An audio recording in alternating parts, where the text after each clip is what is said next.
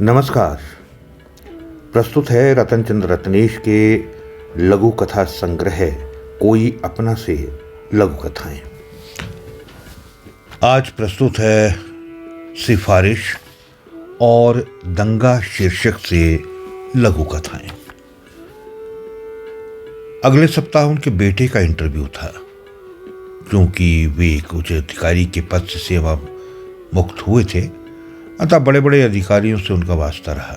जब उन्हें पता चला कि बेटे का इंटरव्यू जिस महकमे में है, वहाँ के प्रभारी विनोद कुमार उनकी जान पहचान के एक अधिकारी के बेटे हैं, तो उनकी बाँछें खिल गई। उत्साहित होकर उन्होंने अपने बेटे से कहा, तुम्हें तो यहाँ नौकरी मिली ही समझो बस।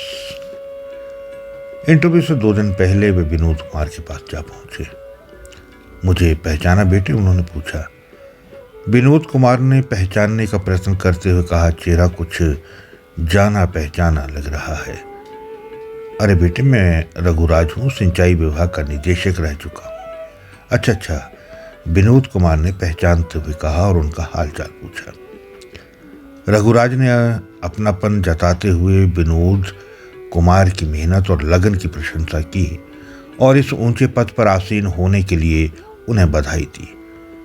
विनोद कुमार ने धन्यवाद देते हुए कहा, आप बड़ों का आशीर्वाद है अंकल। फिर पूछा, कहिए कैसे आना हुआ? रघुराज बिना रुके कहने लगे, बेटे 2 दिन के बाद तुम्हारे कार्यालय में जो इंटरव्यू होने वाला है, उसमें मेरा बेटा भी प्रत्याशी है, जरा ख्याल रखना। आप निश्चिंत रहें, आपका बेटा इस पद के काबिल हुआ तो हम उसे अवश्य रखेंगे। उन्होंने आश्वस्त होते हुए कहा, अरे बेटे, तुम्हारे रहते भला मुझे क्या चिंता। चाय का प्याला आगे बढ़ाते हुए विनोद कुमार ने कहा, पर अंकल ये याद रखिएगा कि मैं अपने पद का दुरुपयोग नहीं करता। ऐसे किसी अयोग्य व्यक्ति की सिफारिश मैं कदापि नहीं करूंगा जिसके कारण कार्यालय और देश दोनों को क्षति पहुंचे। गलत सिफारिश और भाई भतीजावाद से मुझे सख्त चिढ़ है। इनसे अक्रमण्यता और अयोग्यता की बू आती है। ऐसा सुनते ही रघुराज ठगे से रह गए। ये थी लघु कथा सिफारिश और अब लघु कथा दंगा। अचानक शहर में सांप्रदायिक दंगा भड़क उठा।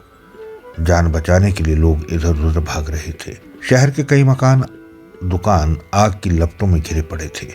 कर्फ्यू लग जाने के कारण जो जहां सिर छुपा सकता था उसने वहीं पनाह ली। सरदार गुरमुख सिंह ने अपने पड़ोसी दुकानदार रामलाल के साथ एक मुस्लिम परिवार में शरण ली। उपद्रव जब तक रहा, हिंदू, मुस्लिम और सिख तीनों बड़े प्रेम से रहे और दंगा समाप्त होने की प्रतीक्षा करते रहे। प्रिय श्रोताओं, ये थी रतनचंद्र रत्नेश के लघु कथा संग्रह कोई अपना से लघु कथाएं सिफारिश और दंगा शीर्षक से। आज के लिए इतना ही। फिर मिलता हूँ इसी संग्रह से कुछ और लघु कथाओं के साथ। नमस्कार।